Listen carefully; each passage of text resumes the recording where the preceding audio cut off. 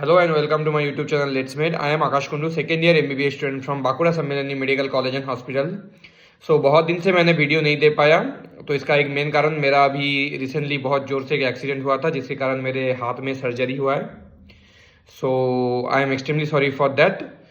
चलो वीडियो को डिले ना करके वीडियो को शुरू करते हैं। टाइटल की अभी भी जो न्यूज़ में रूमर्स चल रहे हैं ना कि 28 lakh aspirants 30 lakh aspirants is going to give NEET 2025, the cut off will get sky rocketed.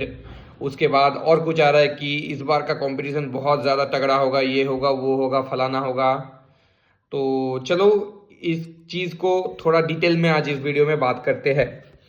तो देखो, जो लोग ड्रॉपर हो उनको तो पहले से ही पता होगा इस सिनारियो के बारे में, पर जो लोग फ्रेशर्स हो उनको ज़्यादा टेंशन होगा इस चीज़ को लेकर। तो उनको थोड़ा इस चीज़ को ग्राउंड रियलिटी में समझाते हैं। तो बात है पहला कि 30 लाख एक्सपीरियंस क्या है, ये सब बात है। तो देखो, पहला चीज़, हाँ 30 लाख एक्सपीरियंस का रजिस्ट्रेशन ऑफ कोर्स होगा, पर आपको एक चीज़ समझाऊंगा, स्टेप बाय समझा रहा हूँ। अब 30 लाख एक्सपीरियंस में 30 लाख एक्सपीरियंस ही थोड़ी पढ़ने वाले होंगे। आप एक चीज़ देखना कि नीट में जनरली पास कितने करते, 14 लाख 15 लाख इतना ही पास करता है, ठीक है, बाकी सब फेल करते हैं। अब पास मतलब कितना, हर एक कैटेगरी के हिसाब से मैं एक एवरेज ले मान के चल रहा हूँ 180। अब 180 के नीचे जिन लोगों का है वो लोग सारे फेल, और 180 के ऊपर जो लोग हैं उन लोग पास। अब पास में भी तो बहुत क्राइटेरिया है ना, कि किनका 200 से ऊपर आ रहा है, किनका 300 से ऊपर आ रहा है, किनका 400 से ऊपर आ रहा है, ऐसे करके। मैं आपको एक रफ आइडिया और एक रफ चीज़ समझा रहा हूँ कि आप मान लो कि ये 30 लाख में से बहुत ऐसे हैं जिन लोगों का अभी जस्ट 17 ईयर्स हुआ है और वो लोग जस्ट नीट देने के लिए बैठे हैं। उन लोगों ने अभी तक 12 पास नहीं किया है, उनके पास 12 पासिंग सर्टिफिकेट अभी तक है नहीं। जस्ट वो लोग नीट के एक्सपीरियंस के लिए, वो अभी 11 में पढ़ रहे हैं, वो लोग अपना नीट इससे दे रहे हैं, ठीक है। ये एक कैटेगरी के हो रहे हैं। हम मान लो ऐसे 1-2 लाख बच्चे बैठ रहे हैं, ठीक है, जो सिर्फ नीट के एक्सपीरियंस के लिए बैठ रहे हैं, ठीक है। नेक्स्ट ऐसे बहुत सारे हैं जिनके घर से प्रेशर आ रहा है कि बेटा दे दो दे दो, 12th के साथ ऐसे ही बैठ जा रहे हैं। बहुत सारे हैं, बहुत ज़्यादा, मान 4-5 लाख बच्चे ऐसे ही दे रहे हैं नीट के घर के प्रेशर के कारण। फिर आता है कि बहुत सारे बच्चे लाइक है कि इंजीनियरिंग दे रहे हैं, इसमें भी बैठ ही आते हैं नीट में। चलो देखते हैं, फिजिक्स केमिस्ट्री का प्रैक्टिस होगा, ये होगा वो होगा, इसमें और तो बस स्टूडेंट कैरियर हो रहा है। इसके साथ साथ क्या हो रहा है कि अभी जो आप रीजन देख सकते हो कि बहुत सारे जो एडुकेटर्स है, टॉप सो कॉल्ड एडुकेटर्स है हमारे, वो लोग भी नीट दे रहे हैं, ठीक है। आप कोई कोचिंग इंस्टीट्यूट में आप लोग देख सकते हो कि बहुत सारे टीचर्स स्टूडेंट के साथ, स्टूडेंट सिंपैथी के साथ बहुत सारे दे रहे हैं नीट। अब दे रहे तो दे रहे, अब हम वो क्या बोले, तो उनका भी काउंट हो रहा है रजिस्ट्रेशन में। वो लोग तो डॉक्टर नहीं होने वाले ना, क्योंकि वो लोग एक सब्जेक्ट देने के, कोई मान लो बायोलॉजी का टीचर है, कोई बायोलॉजी दे रहा है, कोई फिजिक्स का टीचर है, कोई फिजिक्स दे रहा है, कोई केमिस्ट्री का टीचर है, कोई केमिस्ट्री दे रहा है। ऐसे करके बहुत सारे टीचर्स भी बैठ जा रहे हैं, ठीक है। मान लो 4-5 हज़ार तो बैठते ही है, मैं मिनिमम बोल रहा हूँ। उसके साथ साथ ही मान लो कि आप लोग देख सकते हो कि 60 ईयर्स उड़ीसा के ऐसे करके टीचर, मतलब कोई भी बैठ रहा है अभी।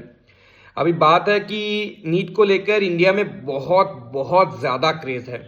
ये है ओवर हाइप नहीं, most hyped exam in India अभी नीट है, ठीक है।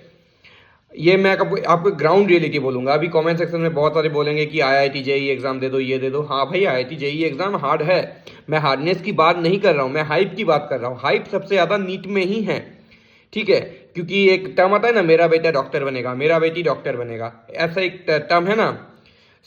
इसके लिए एक हाइप तो पहले से ही है नीट के लिए। तो इसके लिए सिर्फ स्टूडेंट्स तो नहीं देते, पहले तो स्टूडेंट्स के मतलब जो स्टूडेंट प्रिपेयर नहीं होते वो भी दे देते हैं, जो स्टूडेंट का कुछ भी नहीं है वो भी दे देते हैं। लाइक बायोलॉजी इस साल तो एनटीए ने वो भी दे दिया है कि जो लोग का बायोलॉजी नहीं है वो भी दे सकते हैं। तो ऐसे करके हो रहा है कि जो आप लोग देखोगे ना कि कंपटीशन जो होता है वो सिर्फ 1 लाख स्टूडेंट्स के बीच में ही होता है, ठीक है। 1 लाख स्टूडेंट्स के बीच में ही, इस साल थोड़ा ज़्यादा हो गया था, 1.5 लाख। आप मान लो कि ओवरऑल ये जो 30 लाख एक्सपीरियंस है ना, मैं आपको एक रफ बोल रहा हूँ कि 30 लाख एक्सपीरियंस में से सिर्फ 1.5 लाख बच्चे ऐसे हैं जिनका मार्क्स 500 से ऊपर आएगा, ठीक है। और इन 500 से ऊपर आने वाले बच्चों का ही आप मान लो कि कंपटीशन में है, बाकी सारे तो कंपटीशन में ही नहीं है। उन लोगों को आप लोग कंपटीशन से ही मत सोचो। अब बात है कि एक ये चीज़ हो रहा है ना कि भीड़ कितना ज़्यादा है।